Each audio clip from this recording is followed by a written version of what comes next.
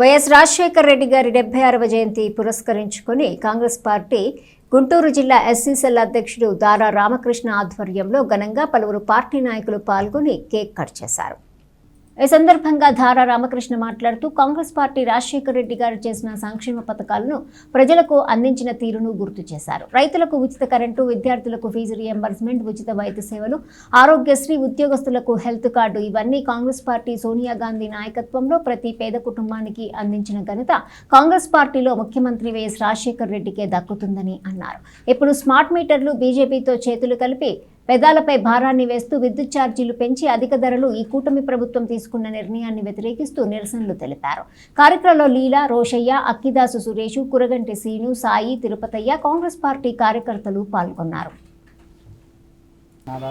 Congress party నాయకుడు పేద పడుగు ప్రజలక గుండె చప్పుడు అయినటువంటి వైఎస్ రాజశేఖర్ రెడ్డి గారు, ఆయన్ని మేము ఈరోజు కాంగ్రెస్ పార్టీలో ఈ రోజుకి కాంగ్రెస్ పార్టీలో ఉన్న కార్యకర్తలు ప్రతి ఒక్కరు కూడా ఆంధ్రప్రదేశ్ రాష్ట్రంలో పార్టీలకు అతీతంగా ప్రతి ఒక్కరు కూడా ఆయన్ని స్మరించుకోగలగడానికి కారణం ఏంటంటే, పేదలకి కోసం ఆయన పాదయాత్ర చేసి పాదయాత్రలో బడుగు బలహీన వర్గాలు, నిరుపేదలు, అగ్రవర్ణాల్లో ఉన్నటువంటి పేదలు, రైతులు, విద్యార్థులు, అలాగే ఉద్యోగస్తులు వాళ్ళందరి వివరాలని కనుక్కొని పాదయాత్ర చేసి వాళ్ళకున్నటువంటి సాధక బాధలన్నీ కనుక్కొని ఆయన నేను వచ్చిన తర్వాత నేను ముఖ్యమంత్రి అయిన మరుక్షణం మీ అందరి సమస్యలని నా శాయశక్తులా తీరుస్తానని చెప్పని ఆయన 2004లో అఖండ మెజారిటీతో గెలిచి కాంగ్రెస్ పార్టీని అధికారంలోకి తీసుకొచ్చి, అలాగే కాంగ్రెస్ పార్టీ ద్వారా బడుగు బలహీన వర్గాలకి, పేదలకి, విద్యార్థులకి, రైతులకి, అలాగే ఉద్యోగస్తులకి ప్రతి ఒక్కరి సమస్యని తన సమస్యగా తను పాదయాత్రలో చేసినటువంటి వాగ్దానాన్ని ప్రతి ఒక్కటి కూడా ఆరోగ్యశ్రీ ద్వారా పేదల గుండె ఆపరేషన్లు చేయించారు. అలాగే నిరుపేదలకి వైద్య ఖర్చులు ఇచ్చాడు.